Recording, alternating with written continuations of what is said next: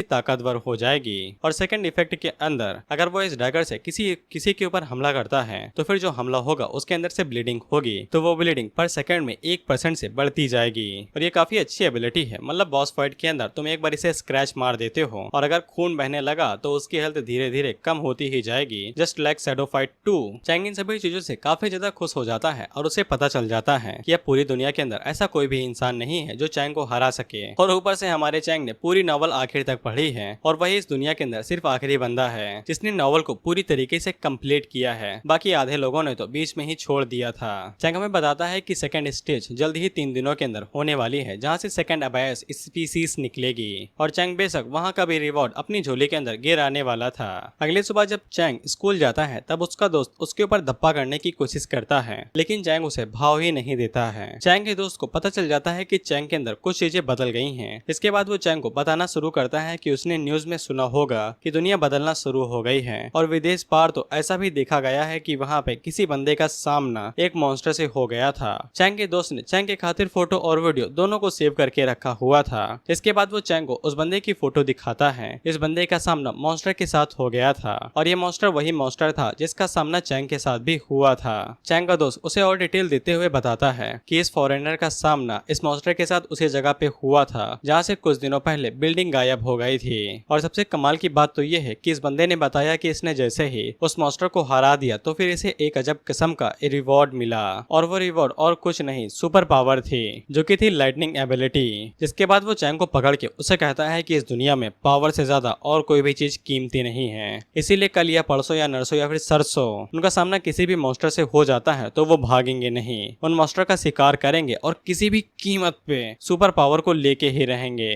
जिसपे चैंग उसे कहता है बिल्कुल भाई, तेरे लिए तो जान भी हाजिर है। जिसके बाद हम लोग देखते हैं कि वहाँ पे टीचर आती हैं जो कि उन सभी लोगों से कहते हैं कि इंटरनेट पे जो न्यूज दिखाई दे रही है वो लोग उसके ऊपर भरोसा न करें और उनके एग्जाम आने वाले हैं तो सारा फोकस एग्जाम के ऊपर ही किया जाए। वहीं पे चैंग आगे से कहता है कि इतने सारे दिनों के बावजूद ये लोग इन सभी चीजों को बस झूठे र्यूमर्स सोच रहे हैं और कुछ भी नहीं। वहीं पे चैंग की दोस्त की नजर सीधा चैंग के ऊपर थी और वो कुछ चीज को नोटिस करता है और जैसे ही क्लास खत्म होती है तो वो चैंग के पास पहुंचता है और उससे कहता है कि मेरे साथ 1 सेकंड के लिए आना, और वो काफी ज्यादा सीरियस था। जिसके बाद वो दोनों प्लेग्राउंड के अंदर आ जाते हैं जहाँ पे चैंग का दोस्त उससे कहता है कि तुम मुझसे कुछ छुपा रहे हो और तुमने मुझे वो बात बताई नहीं है। इसके बाद वो रोते हुए वहाँ से भाग जाता है और कहता है कि तू मेरा ब्रो नहीं है, हम दोनों ब्रेकअप कर रहे हैं। जिसपे चैंग उसे रोकता है और उसे पूछने की कोशिश करता है लेकिन चैंग का दोस्त आगे से रोते हुए कहता है कि मैंने सोचा था कि तू मेरा भाई है लेकिन तू तो कसाई निकला। याद कर वो दिन जब तू बचपन में अपनी चड्डी गीली कर दिया करता था और मैं तेरे लिए अपने घर से अपनी चड्डी लेके आया करता था। जिसके बाद चैंग उसे रोकता है और उसे कहता है कि मैं तुमसे बात तो करना चाहता था लेकिन बाद में, लेकिन तुम्हारी गंदी हरकतों को देख के लगता है कि अभी बताना पड़ेगा।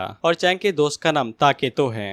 It was Japanese name. Chang Taketo से कहता है कि जो मैं तुझे बताने वाला हूँ किसी और को मत बताना, नहीं तो मैं तेरी चड्डी गीली कर दूंगा। इस पे ताकेतो आगे से कहता है कि तुझे अपने भाई के ऊपर यकीन नहीं है, तुझे याद है ना तेरी क्रश को मैं प्रपोज करने गया था तेरे खातिर। इस पे चैंग उसे कहता है ठीक है ठीक है। इसके बाद वो सीढ़ियों के पास जाता है और उसे कहता है कि आंख खोल के देख। इसके बाद वो अपनी उंगली का इस्तेमाल करते हुए सीढ़ी को बीच से तोड़ देता है। जिसपे ताकेतो हैरान होकर कहता गजब बे गजब, तुम तो अपनी उंगलियों से पत्थर ऐसे तोड़े दे रहे हो जैसे कि साला थर्माकोल हो। चैंग उसे बताता है कि उसे ये सारी पावर्स मॉन्स्टर को डिफीट करने पे मिली है। जिसपे ताकेतो खुश हो जाता है और चैंग से कहता है भाई मेरा भी जुगाड़ लगवा दे। वहीं पे हम लोग उसी लड़की को देखते हैं जिसने चैंग को सड़क के बीच में देखा था और वो उन दोनों के इस प्यार को देख के काफी ज्यादा हैरान होती है और अपने मन में कहती है छी, ये तो साले स्कूल में भी लगे पड़े हैं। इसके बाद चैंग ताकेतो से कहता है कि 3 दिनों के अंदर एक और मॉन्स्टर रिफ्ट अपीयर होगी, इसीलिए तो तैयार रह ले, तेरे को स्किल मिलेगी, अपन वादा करता है तेरे को। ताकेतो कहता है सच्ची। चैंग उसे कहता है कि ये सीक्रेट सिर्फ तेरे और मेरे बीच में रहेगा। इसके बाद चैंग हमें बताता है कि ये डीप अबायस होने वाला है जो कि यहाँ से 30 किलोमीटर दूर होगा और वो जगह छोड़ी गई कंस्ट्रक्शन साइट होने वाली है। लेकिन इस डीप अबायस के अंदर थोड़ा सा अंतर होने वाला है। यहाँ पे 2 मॉन्स्टर एक साथ आने वाले हैं। उनमें से एक अबायस मॉन्स्टर बंदर की तरह होगा जो कि बहुत ज्यादा खड़खीला होगा और वो काफी तेजी के साथ मूव करता है और उसके पंजे बहुत ज्यादा तेज हैं। लेकिन उसका डिफेंस अर्थ के बेबी मंकी से भी बहुत ज्यादा कम होगा, यानी कि उंगली मारते ही आंख फोड़ सकते हो साले की। लेकिन जो दूसरा मॉन्स्टर होगा वो थोड़ी सी परेशानी खड़ी कर सकता है क्योंकि वो मॉन्स्टर असल में एक गोरिल्ला की तरह होगा।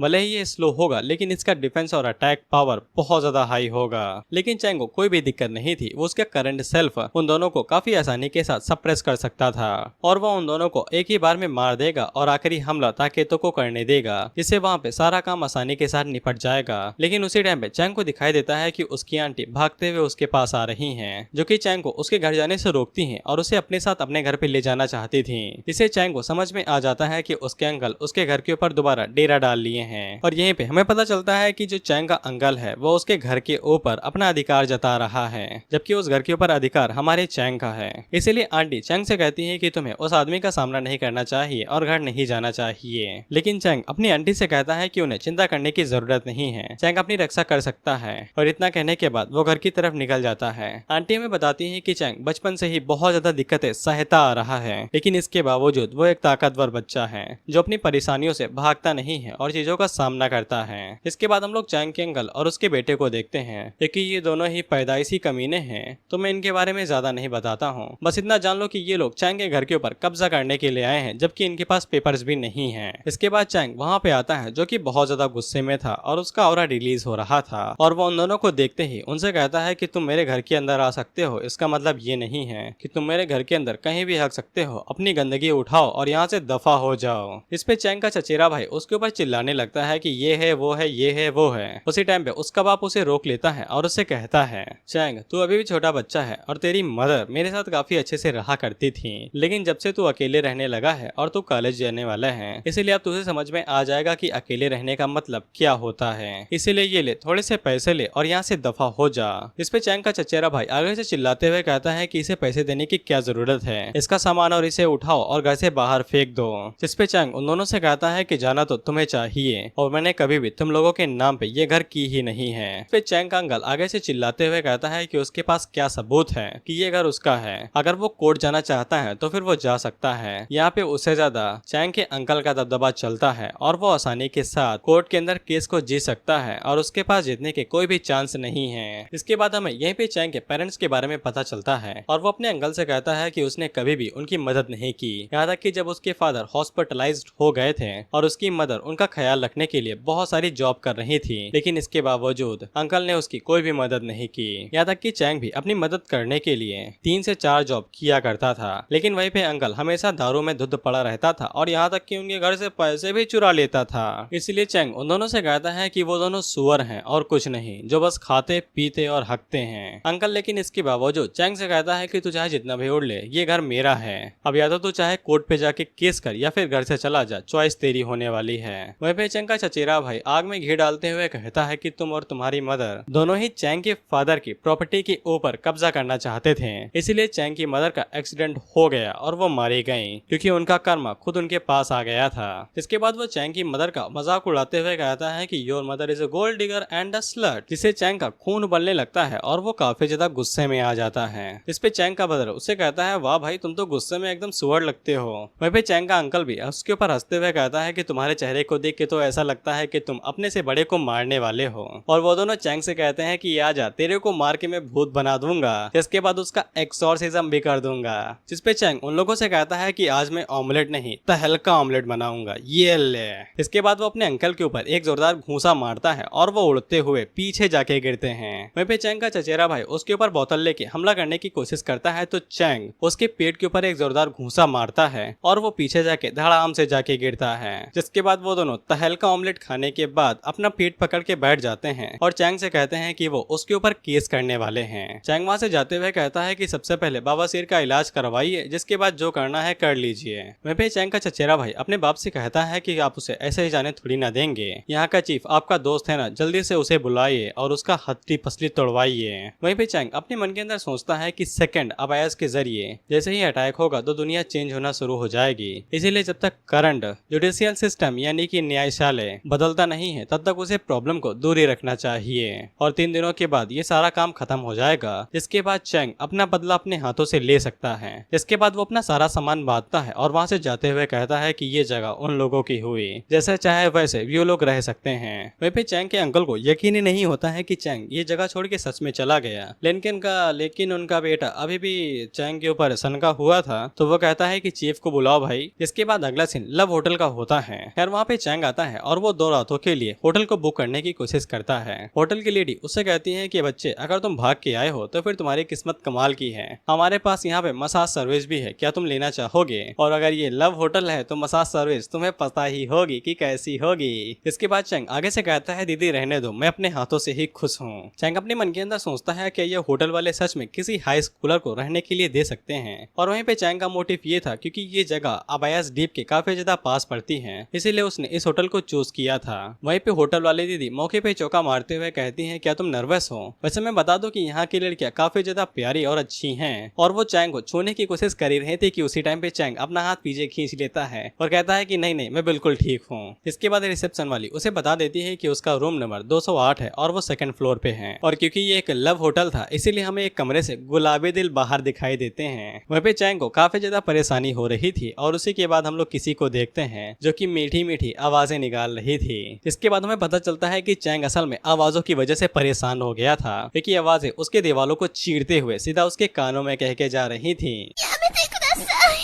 इसके बाद चैंग एक तकिया पकड़ लेता है और अपने चेहरे के ऊपर रख के कहता है कि भाई कुछ मत सोच, बस तुझे 2 दिन सहना है, जिसके बाद तू यहाँ से जा सकता है। जिसके बाद अगला सीन रूम नंबर 210 का होता है, जहाँ पे 2 लड़कियां रुकी हुई थी और वहीं पे एक लड़की बहुत ज्यादा परेशान हो गई थी इन सभी आवाजों को सुन के। और जैसा कि मैंने तुम्हें पहले ही बता दिया है कि भाई मुझे नाम नहीं पता है, अब इन लोगों के जापानीज में ही नाम है। सफेद बालों वाली लड़की जो की एक लो लेवल पे थी, वो गुलाबी बाल वाली लड़की को साकुरा कहते हुए कहती है कि ये उस लोकेशन के सबसे पास वाली जगह है, इसलिए उन लोगों को थोड़ा सा सब्र रखना पड़ेगा और ये सब कुछ सहना पड़ेगा।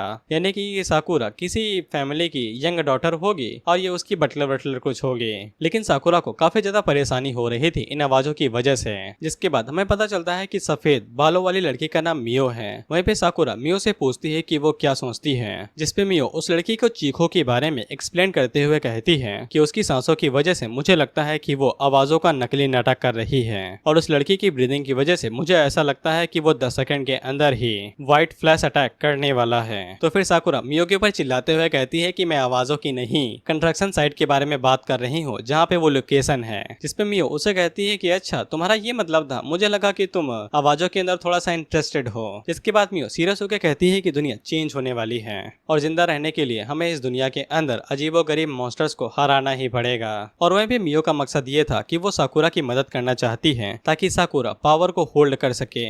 और 10 सेकंड के बाद ही वहाँ पे व्हाइट फ्लैश रिलीज होता है और आखिरी चीख सुनाई देती है। मियो आगे से कहती है कि मेरा जवाब बिल्कुल एग्जैक्ट था। इस पे साकुरा उसे कहती है कि आजकल तुम कैसी किताबें पढ़ रही हो भाई, थोड़ा सा संभालो अपने आप को। इसके बाद हम लोग उस जगह को देखते हैं जहाँ पे वो पोर्टल आने वाला था और उस जगह पे पहले ही चैंग और ताकेतो वहाँ पे पहुंच जाते हैं। ताकेतो को काफी ज्यादा डर लग रहा था, तो वो चैंग से कहता है कि वो उसको छोड़ के भाग जाएगा जैसे ही उसे लगेगा कि मामला हद से ज्यादा हो गया है। चैंग उससे कहता है कि साले तुम तो दोस्त के नाम पे कलंक हो। और वो अपने मन के अंदर सोचता है कि नॉवल के अंदर इस लोकेशन के बारे में किसी को भी नहीं पता है, इसीलिए उसे उन डीमंस को मारने में ज्यादातर परेशानी नहीं होगी। लेकिन उसी टाइम पे चैंग को वहाँ पे कुछ दिखाई देता है, जिसके बाद वो ताकेतो को पकड़ के साइड में हो जाता है। हमें पता चलता है कि वहाँ पे मियो और साकुरा पहुंच चुके थे, लेकिन चैंग को इसके ऊपर यकीन नहीं होता है कि नॉवल के अंदर जो दिखाया गया था वैसा नहीं हुआ। वहीं पे ताकेतो चैंग को बताता है कि साकुरा की जो फैमिली है वो काफी ज्यादा पावरफुल है इस सिटी के अंदर और उसके जो आगे लड़की खड़ी है वो पक्का किसी स्पेशल पुलिस फोर्स की पार्ट होगी। और ताकेतो को ऐसा लगता है कि वो दोनों अब उनकी रिवॉर्ड को छीनने वाली हैं। इस पे चैंग आगे से कहता है कि बिल्कुल भी नहीं, वो उन्हें कोई भी रिवॉर्ड छीनने नहीं देगा। अगले सीन में हम लोग दोनों लड़कियों को उस जगह पे देखते हैं जहाँ से पोर्टल रिलीज होगा। मियो बताती है कि इस जगह पे एक मैजिक सर्कल आएगा जिसके अंदर से अबायस मॉन्स्टर बाहर निकलेंगे और उन्हीं को मार के हमें रिवॉर्ड मिलेगा। जिसके बाद मियो अपने पास से डायनामाइट बाहर निकालती है और वो उसको जगह पे लगा देती है जहाँ से वो मॉन्स्टर बाहर निकलेंगे। धमाका होने के बाद वो दोनों काफी ज्यादा घायल हो जाएंगे, जिसके बाद साकुरा आगे बढ़ के उन्हें मार सकती है। लेकिन चैंग ताकेतो से कहता है कि वो तैयार रहें, पावर उसकी ही होगी और उसके अलावा किसी की भी नहीं होगी। और वो अपने मन के अंदर सोचता है कि बॉम्ब का इस्तेमाल करना काफी अच्छा आइडिया रहेगा, लेकिन वो सेकंड मॉन्स्टर यानी गोलेरा के ऊपर कोई भी असर नहीं करेगा। जिसके बाद चैंग को ही अपनी पावर का इस्तेमाल करके उन्हें रोकना पड़ेगा। अगला सीन उस टाइम का होता है जहाँ पे वो दोनों मॉन्स्टर आने वाले थे और जैसे ही वहाँ पे पोर्टल खुलता है तो मियो अपने पास से बटन को निकालती है और उसे दबा देती है, जिससे पोर्टल के पास पास एक तगड़ा धमाका होता है और जब सामने से धुआं हटता है तब हम लोग देखते हैं कि मंकी मॉन्स्टर तो ढेर हो चुका था लेकिन गोरिल्ला को कुछ भी नहीं हुआ था। इसके बाद वो दोनों लड़कियों की तरफ देखता है और उनके ऊपर भागते हुए हमला कर देता है। मियो अपनी गन का इस्तेमाल करती है गोरिल्ला मॉन्स्टर को रोकने के लिए, लेकिन उसके ऊपर बुलेट्स का कोई भी असर नहीं होता है। जिसके बाद वो साकुरा को लेके वहाँ से भागने की कोशिश करने लगती है, लेकिन उसी टाइम पे गोरिल्ला मॉन्स्टर भागते हुए उनकी तरफ आता है और एक जंप लगा के उनके ऊपर पंच से अटैक करता है, लेकिन मियो सही समय में साकुरा और उसको दोनों को ही बचा लेती है। उसके बाद गोरिल्ला मास्टर एक पत्थर को उठाता है और वो डायरेक्ट मियो की पीठ के ऊपर उसे दे मारता है, जिससे मियो घायल होकर नीचे गिर जाती है और वो साकुरा से भागने के लिए कहती है। गोरिल्ला मास्टर साकुरा की तरफ आगे बढ़ता है और उसकी चटनी बनाता कि उससे पहले ही वहाँ पे चैंग आ जाता है, जो कि उसके ऊपर एक लात मारता है और वो उड़ते हुए दूर जाके गिरता है और गोरिल्ला मास्टर के सीने के ऊपर एक गड्ढा भी हो गया था। वहीं पे साकुरा को पता चल जाता है कि ये चैंग है। इसके बाद मियो आगे बढ़ती है और वो साकुरा को संभाल लेती है। वहीं पे साकुरा चैंग से पूछती है कि वो यहाँ पे किस लिए हैं। चैंग उसे कहता है कि अभी सबसे ज्यादा जरूरी उन दोनों का यहाँ से भागना है, क्योंकि वो दोनों मिलके भी इस गोरिल्ला मॉन्स्टर को नहीं हरा सकती हैं। उसी टाइम पे गोरिल्ला मॉन्स्टर दोबारा चैंग के ऊपर अटैक करने के लिए आगे बढ़ता है, लेकिन चैंग अपने हाथों का इस्तेमाल करता है और वो आसानी के साथ हमले को डॉज कर लेता है। इसके बाद चैंग अपने दोनों हाथों का इस्तेमाल करते हुए गोरिल्ला मॉन्स्टर को उठा के नीचे की तरफ फेंक देता है, लेकिन इतना सब करने के बाद ही वो काफी ज्यादा थक चुका था। तो फिर चैंग अपने पास से डैगर को बाहर निकालता है और उसके साथ वो गोरिल्ला मॉन्स्टर की तरफ आगे बढ़ता है और उसके सीने के ऊपर एक भारी भरकम कट मार के उसके आगे निकल जाता है। कट मारने के बाद डैगर का इस इफेक्ट एक्टिवेट होता है और धीरे धीरे करके गोरिल्ला की ब्रीडिंग बढ़ने लगती है और कुछ ही सेकंड के बाद वो मारा जाता है और चैंग को रिवॉर्ड के तौर पे एक अबायस क्रिस्टल और साथ ही में एक गुलेल मिलती है। इसके बाद चैंग ताकेतो को नीचे बुलाता है और उससे कहता है कि जाओ और जाके उसे खत्म कर दो। उसी टाइम पे मियो आगे बढ़ती है और वो चैंग को शुक्रिया कहती है उनकी मदद करने के लिए, लेकिन इसके बावजूद वो मॉन्स्टर को लेना चाहती थी और मॉन्स्टर के बदले में वो चैंग को काफी सारी चीजें ऑफर भी करती है, लेकिन चैंग इसके बावजूद मना कर देता है और वो ताकेतो को डैगर देता है। ताकेतो आगे बढ़ता है और उस मॉन्स्टर को मार देता है। तो फिर ताकेतो को भी एक क्रिस्टल मिलता है और साथ ही में एक वेपन। इसके बाद मियो चैंग से कहती है कि उसकी इन्फॉर्मेशन मियो की इन्फॉर्मेशन से बहुत ज्यादा एक्यूरेट थी, इसीलिए मियो चैंग से कहती है कि अगर वो दोबारा मिल सकते हैं तो फिर वो मिलना चाहेंगे। और अगली फाइट के दौरान मियो चाहती थी कि चैंग उन्हें फाइट के अंदर सपोर्ट करे, जिससे साकुरा को भी पावर मिल सके। चैंग उसे कहता है कि वो इसके बारे में सोच के बताएगा। इसके बाद चैंग ताकेतो से कहता है कि जल्दी से वो स्टोन खा लो। इसके बाद चैंग अपना स्टोन खाता है तो फिर उसकी जो वुल्फ सोल थी वो अपग्रेड हो जाती है और साथ ही में उसकी फिजिकल बॉडी और एजिलिटी भी। जिसके बाद चैंग ताकेतो से पूछता है कि उसे कौन सी एबिलिटी मिली है। इस पे ताकेतो बताता है कि उसे ईगल आई मिली है, जो कि 20 किलोमीटर के एरिया के अंदर कुछ भी देख सकती है। ताकेतो को ऐसा लगता है कि उसकी एबिलिटी ज्यादा काम की नहीं है, लेकिन चैंग उसे कहता है कि उसकी एबिलिटी काफी ज्यादा अच्छी है। इसके बाद चैंग हमें गुलेल के बारे में बताता है, तो उस गुलेल का इफेक्ट फ्लेम थ्रोवर था, यानी कि ये पत्थर नहीं आग के गोले फेंकेगी और उन आग के गोलों की ताकत चैंग की ताकत के 10% के बराबर होगी। इसके बाद चैंग ताकेतो से पूछता है कि उसके वेपन के क्या एट्रीब्यूट्स हैं। इस पे ताकेतो बताता है कि उसकी नजर के दौरान जो भी चीज उसे दिखाई देगी तो फिर उसकी बुलेट जरूर जाके उसे लगेगी और उस बुलेट की पावर 10% के बराबर होगी। इसके बाद दोनों भाई वहाँ से निकल जाते हैं बातें करते हुए। जिसके बाद हम लोग मियो और साकुरा को देखते हैं, जहाँ पे मियो साकुरा से माफी मांगती है क्योंकि उसकी स्किल की वजह से साकुरा को एबिलिटी नहीं मिल पाई। इसके बाद मियो अपने लोगों से कहती है कि वो लोग चैंग नाम के बंदे के बारे में जन्म कुंडली से लेके बर्थ सर्टिफिकेट तक सब कुछ बाहर निकाल लें। इसके बाद चैंग और ताकेतो चैंग के होटल के अंदर आ जाते हैं, जहाँ पे ताकेतो चैंग की टांग खींच रहा था, ये कहते हुए क्या वो अभी भी होटल के अंदर रहना चाहता है, क्योंकि यहाँ पे कई सारी खूबसूरत परियां जो रहती हैं। खैर उसी टाइम पे उन्हें डोरबेल बजने की आवाज सुनाई देती है, तो चैंग बाहर जाके डिलीवरी को लेता है और जब वो उस लड़की की तरफ देखता है जो डिलीवरी देने के लिए आई थी, तो वो एक तो खूबसूरत थी और ऊपर से उसकी पीठ के ऊपर गुलाब का टैटू बना हुआ था। और चैंग उसको देख के थोड़ी देर के लिए हिल जाता है, यानी कि हैरान हो जाता है, और जिसके बाद वो वापस आ जाता है।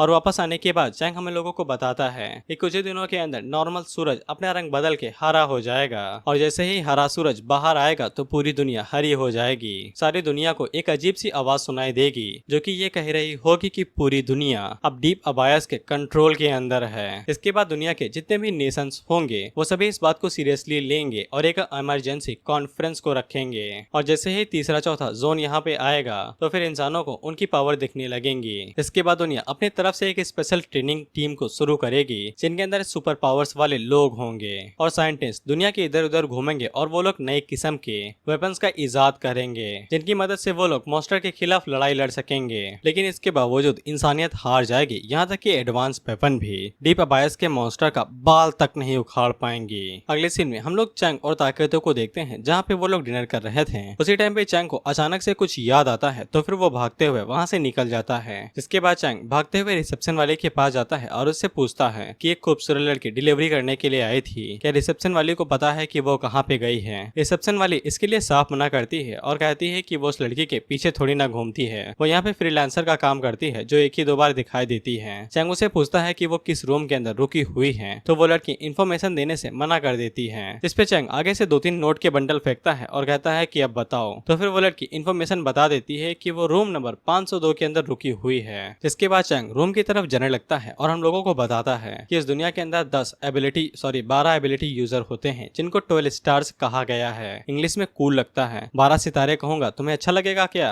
और ये 12 स्टार्स काफी ज्यादा शक्तिशाली होते हैं और उनमें से हर किसी के अंदर इतना ज्यादा दम है कि ये अकेले ही एक पूरी सिटी को डिस्ट्रॉय कर सकते हैं। इन्हें 12 स्टार के नाम से जाना जाता है, लेकिन इनके बीच में एक औरत है जिसके पास डिस्ट्रॉयर ऑफ स्कॉर्पियो नाम की एक एबिलिटी है। 12 स्टार के अंदर भी 5 ऐसे स्टार्स हैं जो कि बहुत ज्यादा शक्तिशाली हैं और उन 5 के अंदर वो लड़की भी आती है। उस लड़की ने कभी भी अपना नाम नहीं बताया है और वो सभी लोग सिर्फ उसको एक पहचान से जानते हैं कि उसकी पीठ के पीछे एक गुलाब का टैटू बना हुआ है और वो मर्दों के खिलाफ बहुत ज्यादा ब्रूटल है। वो उन्हें बांध के मारती है, नोचती है, खरोचती है और ये सारी चीजें उसी लड़की से मिल रही थी जो कि अभी डिलीवरी करके गई है। लेकिन परेशानी की बात ये तो है कि वो उसके दरवाजे पे पहुंच चुका है, लेकिन वो उसे कहेगा क्या, जबकि उसे तो मर्दों से सख्त नफरत है। जिसके बाद चैंग घंटी बजाता है तो दरवाजे के पार से लड़की बाहर निकलती है जो कि चैंग को देख के काफी ज्यादा हैरान होती है, लेकिन वो बाद में चैंग से चिपकते हुए कहती है कि वो 5 राउंड के 2000 रुपए चार्ज करती है। अब चैंग हमारा सिंगल लौटा और वो इतना ज्यादा प्यार सहन नहीं कर पाता है,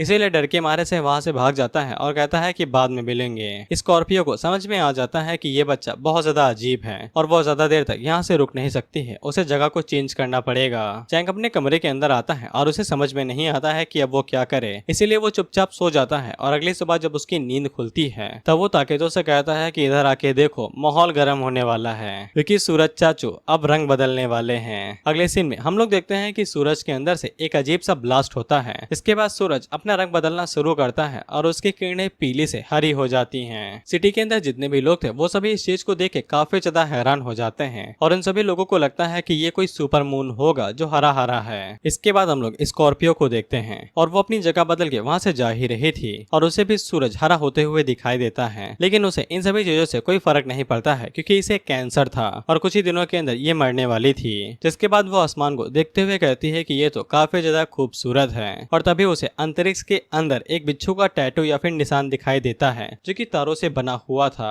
और उसको देखने के बाद स्कॉर्पियो वहीं पे बेहोश हो जाती है और इसी तरीके से स्कॉर्पियो को उसकी पावर मिली थी। इसके बाद चैंग ने जैसा बताया था उन लोगों को एक मिस्टीरियस आवाज सुनाई देती है जो कि धरती वालों से कहता है कैसे हो कीड़े मकोड़ो, और मुझे लगता है कि तुम में से कुछ कीड़ों ने पहले ही हमारे गिफ्ट को एक्सेप्ट कर लिया है और वो लोग ऐसी पावर्स को होल्ड करते हैं जो कि नॉर्मल ह्यूमन कभी होल्ड कर ही नहीं सकता है। लेकिन इसका क्या फायदा है, अब तुम लोग यहाँ पे असली नर्क का सामना करने वाले हो और हम लोग इसको एक छोटा सा गेम कहेंगे जो कि धरतीवासी और अबाइजल मॉन्स्टर के बीच में होगा, दी अबाइजल वॉर। जिसके बाद वो एक एक करके उनको नियम के बारे में बताता है कि कैसे अबाइजल मॉन्स्टर वहाँ पे आएंगे जो 1 से लेके 9 तक ताकतवर होंगे और उनकी श्रेणी 1 से लेके 199 तक के बीच की होगी। अगर इंसान उन्हें हरा देते हैं फिर तो ठीक है, उन्हें कोई भी दिक्कत नहीं है, लेकिन अगर वो गलती से भी हारे जाते हैं तो फिर वो लोग पूरी धरती को निगल जाएंगे। इसके बाद हर तरफ पूरी तरफ आतंक और दहशत होगी, उसके अलावा और कुछ नहीं। इतना सब बताने के बाद वो 9-2-11 हो जाता है। ये सभी बातें सुनने के बाद ताकेतो चैंग से कहता है कि दुनिया खत्म करने वाली है, हम लोग क्या करेंगे। चैंग अपने मन के अंदर सोचता है कि नॉवल के अंदर तो दुनिया पहले ही खत्म हो चुकी है, अब मैं क्या ही बोलूं। जिसके बाद हम लोग एक लार्ज कॉन्फ्रेंस को देखते हैं जहाँ पे इसी मैटर को लेके बात होने वाली थी और मैं इस एपिसोड को थोड़ा जल्दी खत्म करना चाहता हूँ, मैं इन बातों को थोड़ा सा शॉर्ट कर देता हूँ। ये सभी लोग यहाँ पे अलग अलग तरह के फील्ड से इकट्ठा हुए हैं। इनमें से कोई सिक्योरिटी गार्ड का लीडर है तो कोई बड़ी बिल्डिंग का मालिक है और कुछ लोग तो मिलिट्री से भी हैं और ये सभी लोग इसी बात के ऊपर चिंता कर रहे हैं कि वो लोग कैसे एलियंस को हराएंगे। उनमें से एक मिलिट्री कमांडर होता है जो कि चाहता था कि ये सभी काम मिलिट्री के हवाले कर दिए जाएं। वहीं पे ईतो नाम का एक बंदा था जो कि इस चीज के साफ खिलाफ था क्योंकि उसे अच्छे से पता था कि जो मॉन्स्टर अबाइजल डीप से आएंगे वो बहुत ज्यादा शक्तिशाली हैं और नॉर्मल लोग तो उनका बाल तक नहीं उखाड़ पाएंगे। इसीलिए वो अपना आइडिया रखता है कि उन्हें ऐसे लोगों की एक टीम बनानी चाहिए जिनके पास सुपर पावर होंगी, जिनकी मदद से वो लोग आसानी के साथ साथ अबाइजर मॉन्स्टर को हरा सकते हैं और शायद से जीतने के चांस बने रहेंगे। इसीलिए वहाँ पे जो सबसे बड़ा होता है, जिसके पास सबसे ज्यादा पावर है, वो ईतो को परमिशन दे देता है। इधर ताकेतो चैंग से पूछता है कि उसने सुना है कि गवर्नमेंट एक स्पेशल टीम को बनाने वाली है जिसके अंदर सभी पावरफुल लोग होंगे जिनको मॉन्स्टर से पावर मिली है। और ताकेतो चैंग से पूछता है कि वो उन्हें ज्वाइन करने वाला है। ताकेतो इसके लिए साफ मना कर देता है और कहता है कि वो लोग मशीनरी की तरह काम करेंगे, क्योंकि उसे नॉवल से पता था कि जो मेन कैरेक्टर था उसने गवर्नमेंट को ज्वाइन कर लिया था, लेकिन गवर्नमेंट को ज्वाइन करने के बाद उसकी हालत सरकारी कुत्ते की तरह हो गई थी जो अपनी मनमर्जी से कुछ भी नहीं कर सकता था और चैंग को आजादी चाहिए थी। इसीलिए वो मशीनरी टीम को ही रखना चाहता था जहाँ पे वो काम को मशीनरी की तरह करेगा। इसके बाद आके तो चैंग से पूछता है कि वो लोग आगे क्या करने वाले हैं। चैंग आगे से कहता है कि जब तक नया मॉन्स्टर डीप अबायस नहीं आता है तब तक हम लोग खुद को ट्रेन करेंगे। लेकिन उससे पहले चैंग अपने कुछ काम खत्म करना चाहता था, यानी कि अपने अंकल को निपटाना। जिस पे ताके तो उसे कहता है कि भाई कुछ भी करना, बस अभी क्राइम मत करना, क्योंकि हम लोगों को अभी दुनिया भी तो बचानी है। जिसपे चैंग उसे कहता है कि चिंता ना कर, मुझे पता है कि मुझे क्या करना है। जिसके बाद हम लोग बाप बेटे को देखते हैं जो अभी भी बस दारू पी रहे थे। वहीं पे चचेरे भाई का गुस्सा अभी तक शांत नहीं हुआ था, इसीलिए वो चैंग को मारना चाहता था। इसके बाद अंकल को पता चलता है कि उनका दारू खत्म हो गया है, तो फिर वो दारू मंगाने के लिए चिल्ला ही रहे थे। तभी वो अपने बेटे की तरफ देखते हैं तो बेटे का कत्ल हो चुका था और चैंग उनके साइड में खड़ा होकर कहता है कि वो तो चला गया, अब तुम्हारी बारी है। इससे अंकल की फटके 4 हो जाती है और वो नीचे गिर जाते हैं। अंकल डरते हुए चैंग से कहते हैं कि मैं तुम्हारा अंकल हूँ और वैसे तुम क्राइम कर रहे हो, तुम अपनी फैमिली को नहीं मार सकते। चैंग आगे से कहता है परिवार, फैमिली। इस पे चैंग उसके ऊपर चिल्लाते हुए कहता है कि वो हमेशा नशे में पड़ा रहता था और उनके घर से पैसे चुराता था। उसने कभी भी चैंग की मदर को सपोर्ट नहीं किया, यहाँ तक कि उनने के मरने के बाद भी उसने उनकी जितनी हुई संपत्ति थी उसे अपने नाम पे कर लिया। और यहाँ तक कि आखिर में जब वो दोनों मारे गए, इसके बावजूद चैंग के पास जो बचा कुचा घर है वो भी इसके अंदर अपना हिस्सा रखना चाहता है और चैंग से छीनना चाहता है। और इतना सब बवाल करने के बाद भी उसे इस बात का पछतावा नहीं है और वो इन सभी चीजों को फैमिली कह रहा है। अंकल आगे से रोते हुए कहता है कि वहीं पे रुक जाओ, मैं तुम्हें एक ऐसे सीक्रेट के बारे में बताऊंगा इसके बारे में तुम जानना चाहते हो।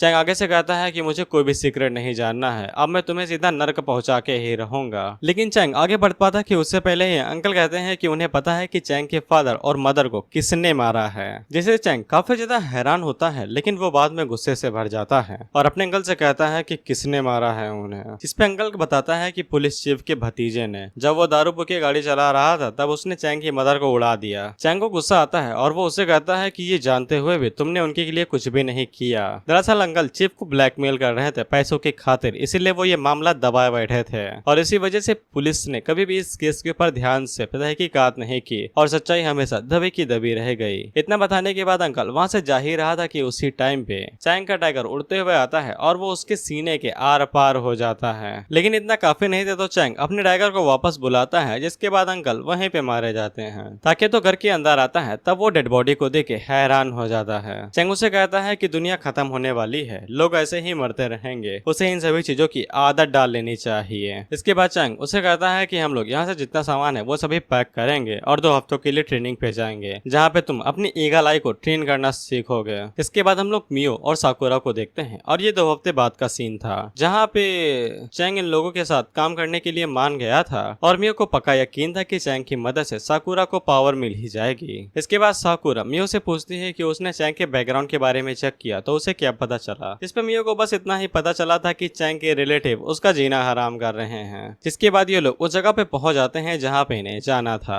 लेकिन साकुरा जब भाई ताकेतो को देखती है तब वो उसे पहचान नहीं पाती है। ताकेतो उन्हें देख के कहता है अरे वाह तुम लोग आ गए, लेकिन वो दोनों ताकेतो को कुछ ज्यादा ही घूर रही थी। इसके बाद साकुरा को याद आती है कि ये तो कमीना ताकेतो है जो कि दिखने में सुअर लगता था। मियो में आगे से बताती है कि जो लोग पावर को ओबिटेन करते हैं उनके लुक्स और धीरे धीरे करके उनकी बॉडी चेंज हो जाती है, लेकिन उसने कभी सोचा भी नहीं था कि इंसान इतना भी बदल सकता है। इसके बाद वहाँ पे चैंग आता है और इसकी सिर्फ हाइट ही बढ़ी थी और कुछ नहीं। इसके बाद वो डायरेक्ट गाड़ी के अंदर बैठ जाता है और वहाँ से वो लोग चलना शुरू कर देते हैं अपने अगले टारगेट पे। चैंग उन लोगों को लोकेशन के बारे में बताता है जहाँ पे तीसरा अबायस मॉन्स्टर आने वाला था। अगला सीन उस जगह का होता है जहाँ से अबायस मॉन्स्टर निकलने वाला था। चैंग उन लोगों से कहता है कि उनका काम सिर्फ डिफेंस करने का होगा, बाकी अटैक वो सब कुछ संभाल लेगा। कुछ ही घंटे के बाद ही वहाँ पे वो अबायस मॉन्स्टर आ जाता है जो कि और कुछ नहीं बस एक स्लाइम था, लेकिन ये साइज में काफी ज्यादा बड़ा था। वहीं पे ताकेतो को पहले से ही पता था कि ये अटैक किस फॉर्म में करेगा, या तो अपने अपने मुंह से बबल फूकेगा या फिर टेंटिकल से हमला करेगा, और चैंग ने उसे पहले ही बता दिया था कि कैसे खुद को डिफेंस करना है।